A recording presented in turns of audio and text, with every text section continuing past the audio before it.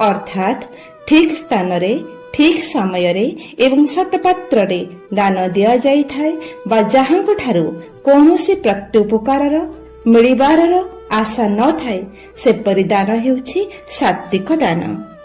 आहुरी सुंदर भावरे सरल भाषा बुझाई कहिसंती वर्ण आश्रम अवस्था एवं परिस्थिति अनुसार शास्त्र विहित दान करिबा निजर सत्य को यथाशक्ति अन्यर मंगल रे लगाइबा हेउछि मनुष्यर परम कर्तव्य।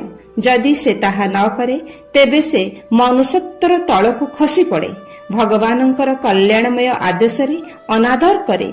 तेणु जेउ दान केवल एही कर्तव्य बुद्धि रे ही करा जाए, जेउथिरे इहलोक बा परलोकर कौनसी फल पाई टिकिए भी अपेक्षा न थाए, सेही दान ही पूर्ण सात्विक दान।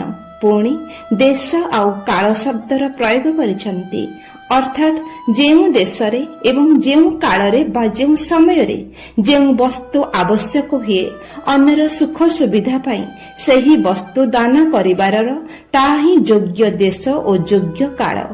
यथा जेउ देशरे जेउ समयरे दुर्भिक्ष बा मरुड़ी पड़ी थाए ताहा तीर्थस्थान होइथाउ कि न होइथाउ, ताहा पुण्य पर्व होइथाउ कि न होइथाउ, अन्न जल दान करिबा पाई सेही देश और सेही समय उपयुक्त देश काल अटे।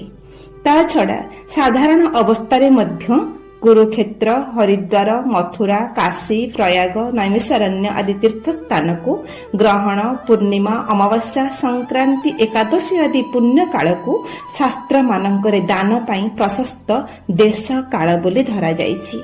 तेणु ए सब तो सहजे उपयुक्त देश ओ काल। ए सबुर वाचक हेउछि देश ओ काल। पात्र शब्द कहार वाचक? जहा पाखरे जेउठारे जेउ समयरे जेउ वस्तुर अभाव थाए सेही स्थान रे सेही समय रे सेही वस्तुर दान हेउछि योग्य पात्र।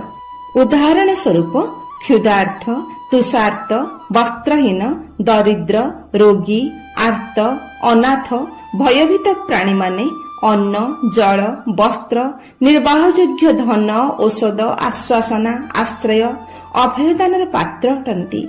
आर्त प्राणी मानकर पात्रतारे जाति, देश, कालर कौनसी बंधन नाही। सेमानंकर आतुर दशा ही सेमानंक पात्रतार परिचय। सेमानंकर छड़ा जो सदाचार संपन्न विद्वान, ब्राह्मण, उत्तम ब्रह्मचारी, वानप्रस्थ एवं सन्यासी तथा सेवाव्रती माने अछंती, जहांकु जेउ वस्तु दान करिबा शास्त्र रे कर्तव्य बोली कुहा जाइछि, सेमाने निज निज अधिकार अनुसारे